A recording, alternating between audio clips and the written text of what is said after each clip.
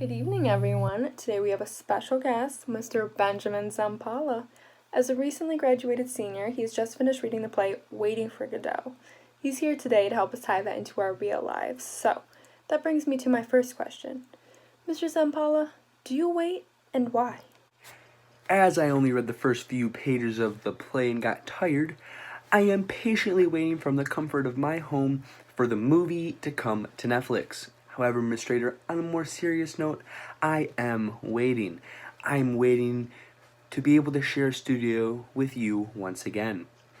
As said best by our boss, Dr. Laura Strong, it is occasions like these when we have nothing other than strength to choose do we really discover how strong we are.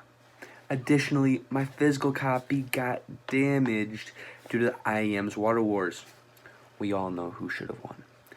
Miss Strader, in this global effort to combat the exponential threat of the coronavirus, where everyone is being asked to wait, how do routines or rituals define you? Well, Mr. Zampala, I find that during this time, I rely even more on routines. Prior to this pandemic, I was a very organized person, and my life relied on these routines and these different things that I would do every single day. My sanity depended on it, and this virus won't take that away from me. Just like the characters in Waiting for Godot, I will come back to the street every day if it is the last thing that I do. Which brings me to my next question. Have you found that during this experience, you've found your own Godot? Most definitely, Miss Strader. The Godot that haunts me is the package that I ordered 3 months ago, which never came. Damn virus. Sadly, it led to the shutdown of the company from which I ordered it. I spent my nights crafting a beautiful scrapbook that depicts the memories of a special someone and myself. On a metaphysical level, I really need the courage to clean my room. Every day I sit in filth.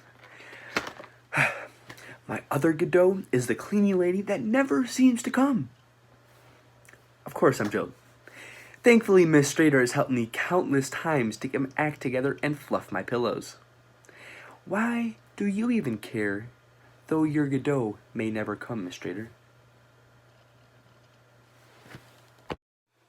I care because I acknowledge the importance of maintaining the well-being of my community. Which brings me to our next point, social distancing. And here we have another special guest, Mr. Jay Scott, who will explain the importance of social distancing. Take it away, Mr. Scott.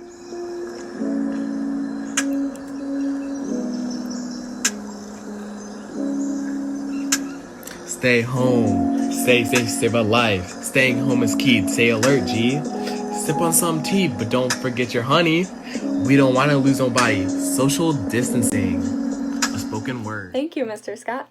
Now, to wrap up our evening, one final question. What are you doing with your time, Mr. Zampala? Thank you for asking, Miss Strader. My day consists of golfing in my front yard, biking, and training for that half marathon. Make sure to stay active, folks. I've lost 40 pounds in the past 6 months, but sadly, they're starting to come back.